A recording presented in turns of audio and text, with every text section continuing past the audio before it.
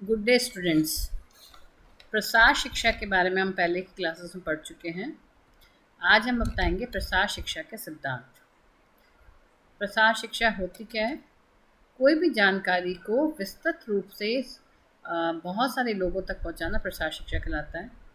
हम प्रसार शिक्षा यहाँ पर गांव में शिक्षा फैलाने के संबंध में देखेंगे कि यदि हमें किसी नॉलेज को, किसी जगह के ज्ञान को, किसी वैज्ञानिक कोई जांच हुई है या कोई वैज्ञानिक खोज हुई है, उसको हमें गांव के लोगों तक कैसे पहुंचाएं जिससे कि उनको उसका उन्हें फ़ायदा मिल सके, वो कहलाता है प्रसार शिक्षा। प्रसार शिक्षा के कुछ सिद्धांत होते हैं, उसी के आधार उस पर ये आधारित होती है। तो उसका पहला सिद्धांत होता है principle of needs and interest, ज़रूरत और रुचि का सिद्धांत या हित का सिद्धांत। यानी यदि हमें किसी गांव में प्रसार शिक्षा चलानी है तो हमें कुछ सिद्धांतों को फॉलो करना होगा, उन्हें मानना होगा और उसी के हिसाब से हमें हमारे प्रसार शिक्षा के विषय का चुनाव करना होगा। ऐसा नहीं है कि हम गांव में जाएं और हम गांव की आवश्यकताएं नहीं पहचाने, उनकी रुचि नहीं जाने और हम कोई भी कार्य उनको सिखाने की कोशिश करने लग जाएं। तो यानी आपको यदि प्रसार शिक्षा किसी गांव में जाकर चलानी है तो सबसे पहले ये देखना है कि वहाँ के जो लोग हैं उनकी आवश्यकता क्या है, उनकी रुचि क्या है, तभी वो हमारा कार्यक्रम सक्सेसफुल होगा या सफलता मिलेगी, तभी हमारा प्रसार शिक्षा का कोई फ़ायदा होगा। अन्यथा प्रसार शिक्षा अपने उद्देश्य को पूरा करने में असफल रहेगी। The extension agent should not pass on their own needs and interest as those the people. ऐसा नहीं होना चाहिए कि प्रसार देने वाला जो करता है, प्रसार करता है या कार्य करता है, वो सिर्फ अपनी आवश्यकताओं या अपनी रुचियों को ध्यान में रखें और उन्हें लोगों के ऊपर थोप दें। ऐसा नहीं होना चाहिए। वहाँ के लोगों की जो आवश्यकता है, जो उनकी रुचि है, वो ही चीज़ उन्हें सिखाई जानी चाहिए। The agent should give the priority to felt need to of local people. वहाँ के जो स्थानीय लोग हैं उनकी आवश्यकता, उनकी जो प्रायोरिटी होती है, जो जिनको वो सब चीज़ों से ऊपर रखते हैं कि नहीं हमें ये चीज़ पहले सीखनी है, ये बाद में सीखनी है, उसको ध्यान में रखते हुए प्रसार शिक्षा चलाई जानी चाहिए।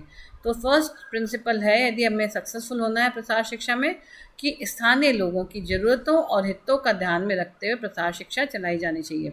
जैसे हम किसी गांव में जहाँ पर टमाटर की खेती नहीं होती, लेकिन क्योंकि हमें कोई टारगेट दिया हुआ है कि आप सॉस बनाना सिखा के आओ, तो हम उस गांव में जाकर वहाँ पर टमाटर की खेती सिखाएं, तो वो ना तो उनकी आवश्यकता है, ना उनकी रुचि वाला है, ना हितकर है। उसके बजाय यदि हम देखते हैं कि वहाँ की किसानों की कोई स्थानीय समस्या है, वहाँ पे पानी की कमी है या पानी है तो कुछ कीड़ा लग जाता है हर बार, या कौन सी खेती की जाए, वहाँ की ज़मीन की आवश्यकताएं कौन सी है, ऐसे किसी तरह का यदि हम प्रसार शिक्षा देंगे तो वो उनके लिए फ़ायदेमंद होगी, बशर्ते कि हम उनको जो चीज़ वहाँ उपलब्ध नहीं होती है उसके बारे में बताएं। जैसे वहाँ के स्वास्थ्य संबंधी आवश्यकताओं को हम ध्यान रखें कि लोगों की स्वास्थ्य में कितना ध्यान रखना है, उनको कैसी जानकारी देनी है, उसका हमें पूरा ध्यान रखना चाहिए। तो ऐसे यदि कार्यक्रम हम चलाएंगे तो हमारे कार्यक्रम ज़्यादा सक्सेसफुल होंगे। नेक्स्ट है प्रिंसिपल ऑफ कल्चरल डिफरेंस, सांस्कृतिक अंतर का सिद्धांत।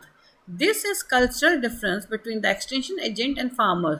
जो किसान और प्रसार करता है उनके बीच में सांस्कृतिक अंतर होता है।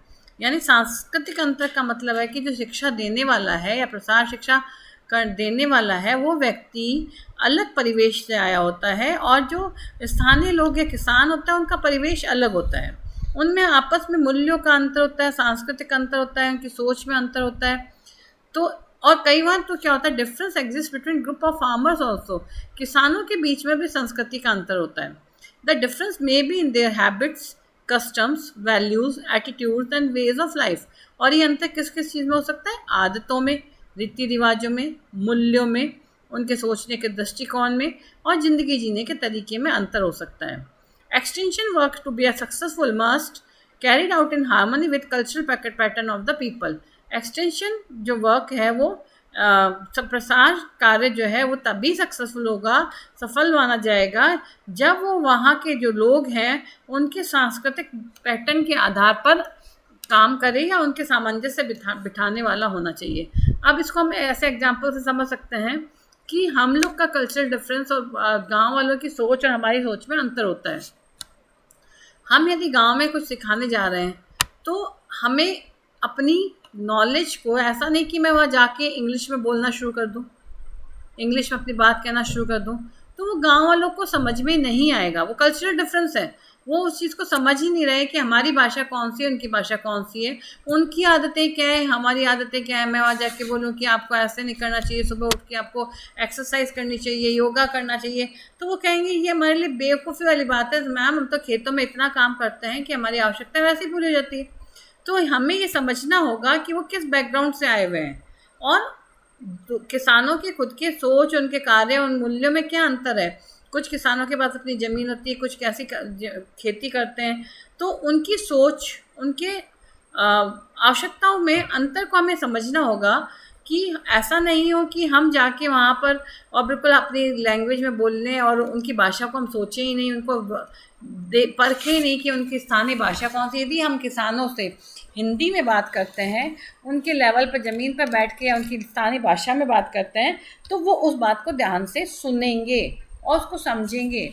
और इसी तरीके से जब हम उनके कल्चरल वैल्यूज़ को ध्यान रखते हैं, जैसे वहाँ पे घूंघट है या सिर ढकने की प्रथा है, या तो वहाँ पे हम जाके बोलेंगे कि आप महिलाओं को ऐसे नहीं रखिए, घूंघट क्या करते हैं, घाघरा ओढ़ना नहीं पहनाइए, जीन्स पहनाइए महिलाओं को, तो वो ये बात को ध्यान में नहीं रखिए। इसलिए हमें प्रसार शिक्षा यदि सफल बनानी है तो हमारे सांस्कृतिक अंतर को हमें ध्यान में रखना होगा कि प्रसारकर्ता और किसानों के जो सांस्कृतिक अंतर है उसको बांटते हुए एक लेवल पे लाके काम करना होगा। तीसरा है principle of grass root organisation, मूल संगठन का सिद्धांत। जो संगठन है ना, उसके बिल्कुल जड़ में जाना चाहिए, उसका सिद्धांत ध्यान रखना चाहिए। Different groups work in rural areas, गांव में जो होते हैं बहुत सारे समूह कार्य करते हैं। These groups are familiar with the local problems and interest of the local people. ये जो समूह जो काम करते हैं वो जो है वो स्थानीय समस्या और रुचियों से, जो स्थानीय लोगों की समस्या है, स्थानीय लोगों की रुचि है, उससे वाकिफ़ होते हैं। The extension agent should pay attention to needs and interests of these groups while planning extension program. यदि प्रसारकर्ता जो भी कोई कार्यक्रम बनाता है, प्रसार शिक्षा का कोई कार्यक्रम बना रहा है, तो उसे इन लोकल जो स्थानीय समूह है उनकी आवश्यकता और उनकी रुचियों का भी ध्यान रखना चाहिए कि जो वह संगठन काम कर रहे हैं वो उनकी आवश्यकताओं के अनुरूप होना चाहिए। ऐसा नहीं होना चाहिए कि जो गांव में बहुत तरह के समूह काम करते हैं, महिला विकास से संबंधित समूह होते हैं, बाल विकास से संबंधित समूह होते हैं, किसानों को स्तर को, लिविंग स्टैंडर्ड को या जीवन स्तर को ऊंचा उठाने के लिए काम करने वाले कई प्राइवेट ऑर्गेनाइजेशंस होती हैं, स्वयं सेवक समूह होते हैं, रोजगार समूह होते हैं, स्वयं सहायता जो होती है उस तरह के समूह होते हैं। उसके अलावा भी कई और तरह के समूह होते हैं जो नॉन गवर्नमेंट जो ऑर्गेनाइजेशंस होते हैं, एनजीओज होते हैं, वो काम कर रहे होते हैं।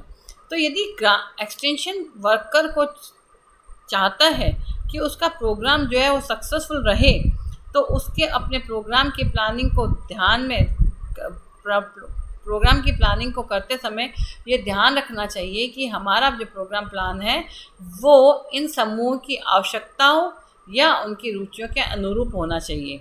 ऐसा नहीं होना चाहिए कि जो हम जाके उनको कहने लग जाएं कि ये जो भी संस्थाएं या एनजीओज काम करती वो सब पैसा कमाती है, वो सब आपको उल्लू बना रही है, आपको उन पर ध्यान नहीं देना है, तो इस तरह के यदि हम ऐसे कार्यक्रम चलाएंगे तो सक्सेसफुल ही नहीं रहेंगे। तो हमें उनके हितों को भी ध्यान में रखना है, किसानों के हितों को भी ध्यान में रखना है, और अपने उद्देश्य को भी ध्यान में रखते हुए अपने प्रोग्राम की प्लानिंग करनी होगी। प्रिंसिपल ऑफ इंडिजिनस नॉलेज, स्थानीय ज्ञान का सिद्धांत। इंडिजिनस यानी लोकल लेवल पर जो होता है। People everywhere have indigenous system which they have developed through generations of work experience and problem solving in their own specific situation.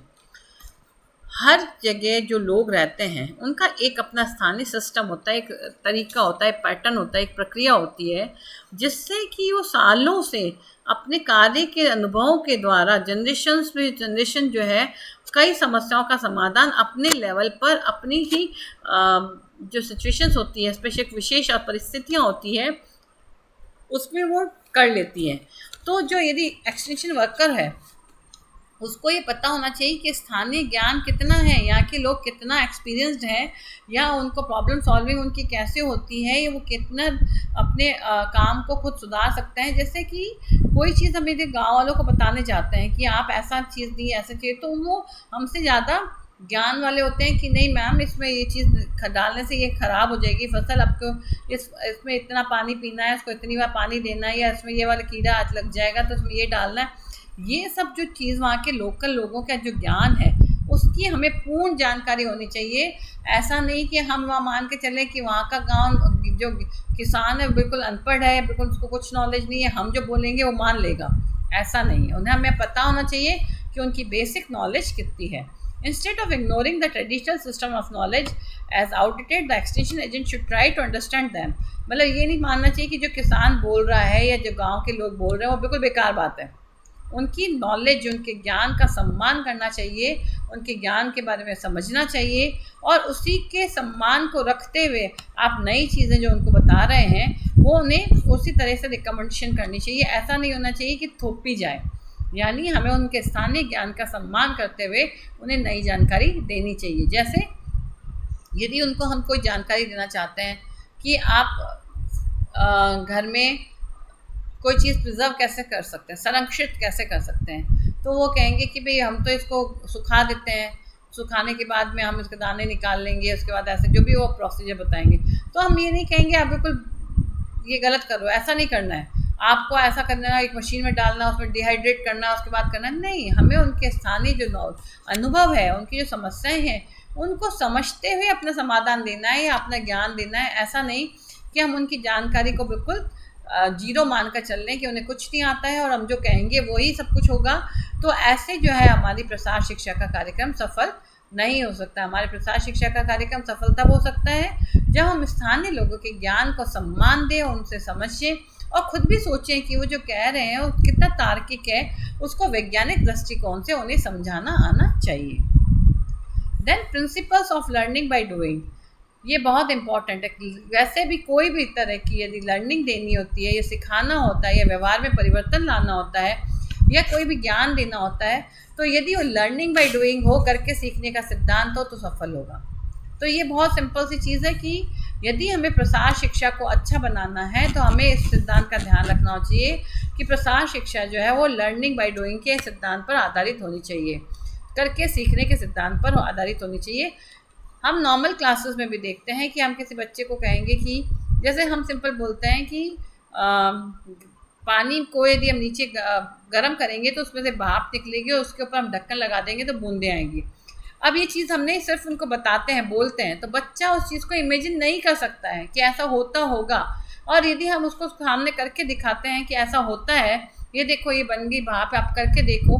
इसी तरह कोई चीज़ बनाने की है तो हम उसको बोलेंगे कि इसको ऐसे फोल्ड करो, पेपर फोल्डिंग करनी है, तो एक एक स्टेप जब हम बताएंगे और वो खुद करके देखेंगे, वो ज़्यादा सक्सेसफुल होगा, बजाय सिर्फ हम उनको डायरेक्टली बोलते रहें कि करो करो और ऐसा करना चाहिए, ऐसा करना चाहिए, ऐसा करना चाहिए, डूज एंड डोंट बता देंगे और उसको हम स्वयं करने का मौका नहीं देंगे, तो वो उससे नहीं हो पाएगा। डेमोन्स्ट्रेशन मेथड होता है जिसमें हम उनको करके दिखाते हैं, तो हम उसको साइमल्टेनियसली ऐसी फैसिलिटी प्रोवाइड करें जिससे कि वो चीज़ को खुद भी कर सकें, उन्हें खुद को समझ में आ सके कि ये चीज़ ऐसे करने से ऐसे हो गई, ये चीज़ वो खुद करके देखें, तब हमारे प्रसार शिक्षा है जो वो सफल मानी जाएगी। One learns better by actually being involve in the task, यानी कोई भी कार्य को करना है तो व्यक्ति जब उसमें खुद इन्वॉल्व होगा तभी उसको अच्छे तरीके से कर सकेगा। This gives practical experience and grip on new skills to be learn, और ये जो है वो प्रैक्टिकल एक्सपीरियंस जो होता है ना, करके सीखने का सिद्धांत होता है, अनुभव जो है प्रायोगिक अनुभव जो होता है करके देखना, और उससे उनके नए कौशल जो है वो सीखता है। Simultaneously learner gain confidence as it involves maximum number of sensory organs. वैसे भी सिंपल सी बात है कि हमारी जितनी भी ज्ञानेंद्रियां हैं, आँख, नाक, तो यदि हमारी ज्ञानेंद्रिय किसी चीज़ में ज़्यादा इंक्लूड होगी तो हम ज़्यादा जल्दी सीखेंगे। जैसे यदि हम कोई चीज़ सिर्फ सुन रहे हैं तो वो हम कम सीखेंगे, और कोई चीज़ हम देख भी रहे हैं और सुन रहे हैं तो हम ज़्यादा सीखेंगे, और यदि वही चीज़ हम करके देख रहे हैं तो वो हम और भी ज़्यादा सीखेंगे। Which can not be acquired by reading books, यानी कोई भी किताब को पढ़ने से वो फ़ायदा नहीं हो सकता है, जो करके देखने से फ़ायदा होता है। Learning by doing is most effective in changing peoples behaviour. यदि लोगों के व्यवहार में परिवर्तन लाना है तो उन्हें सिखाने का तरीका एक ही होना चाहिए, वो है लर्निंग बाय डूइंग, करके सीखने का सिद्धांत।